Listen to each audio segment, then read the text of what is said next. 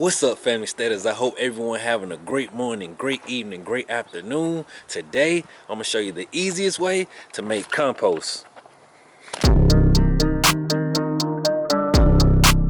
Making compost at home is super easy.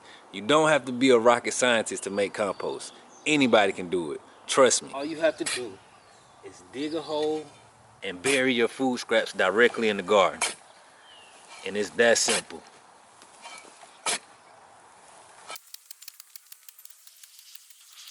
Alright fam, so check it out. Basically what we did is dig an 8 to 10 inch trench in our garden row. Check it out. See that? So now we have to do is bury our food scraps directly in our garden. This is what makes this the easiest way to compost, because now we don't have to move our compost from our compost pile to our garden. It's already in our garden. And you don't have to worry about, do you have enough brown or do you have enough green, because once you bury your food scraps, they're gonna compost in your garden. So today, I'm gonna bury all of the unripe watermelons from the compost pile that didn't make it because of the temperatures dropping below 45 degrees Fahrenheit. A lot of people always ask me, what do you mean when you say feed your soil? This is exactly what I'm talking about. You have to feed your soil because your plants take nutrients away from your soil. So you have to make sure you add those nutrients back to your soil by feeding it. So today, I'm feeding our soil a watermelon smoothie. You don't have to feed your soil watermelons. You can feed your soil banana peels, eggshells, coffee grounds, wood chips, leaves, or any other fruit or vegetable scraps. So check it out. Now that we got our watermelons in the ground, I'm gonna mash them up to make the composting process faster.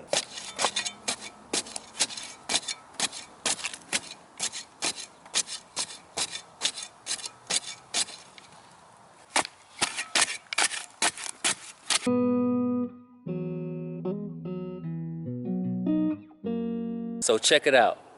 Now that our watermelon smoothie is ready, all we have to do now is cover this up, and that's it. And that's why this is the easiest way to make and add compost to your garden. And after we finish covering this up, we're gonna come over here and we're going to do the same thing with this container, but we're gonna plant onions in this container after we finish adding our compost.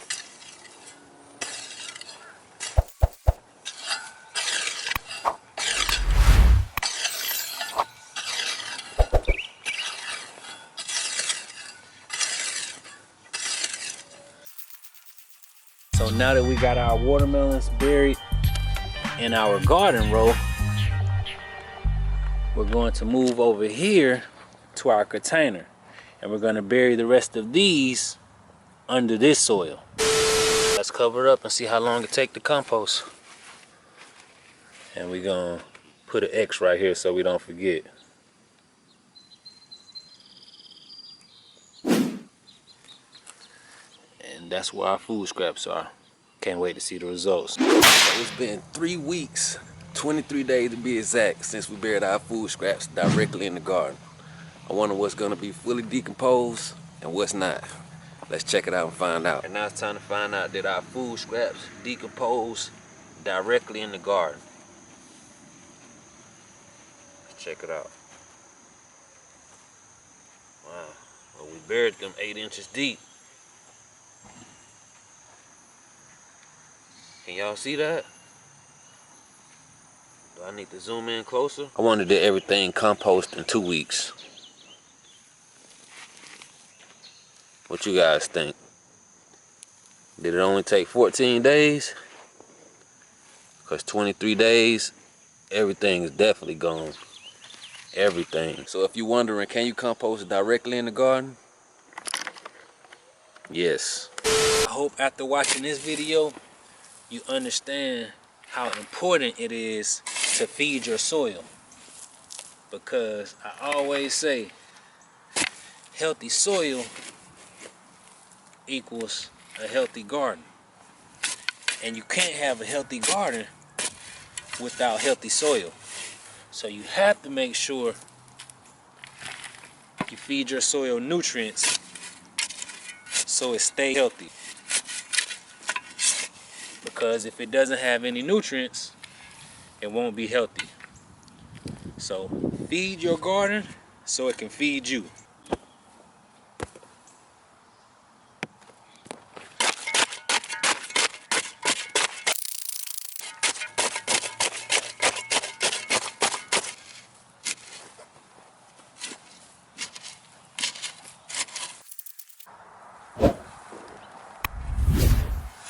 So now that we have our watermelons covered up in our container, I'm gonna add some organic all-purpose fertilizer to make sure our onions have all the food and nutrients they need to flourish.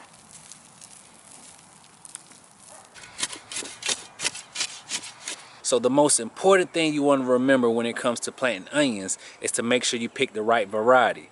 And when it comes to bulbing onions, you have 3 varieties. You have short day, you have intermediate, and you have long day. Today, we're planting short day onions because we're located in zone 7.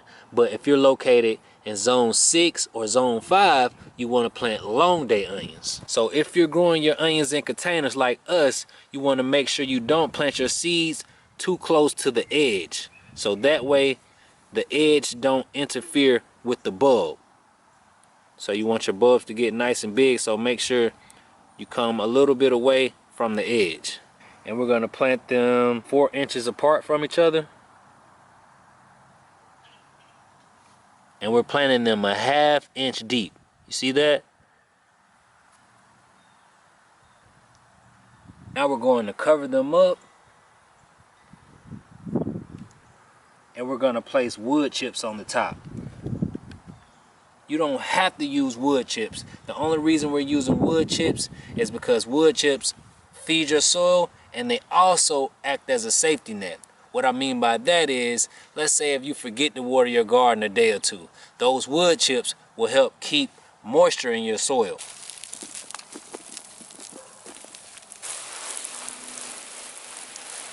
Now, I'm gonna plant some onions in the ground right here, right next to our container, to compare the difference between growing onions in the ground and growing onions in containers.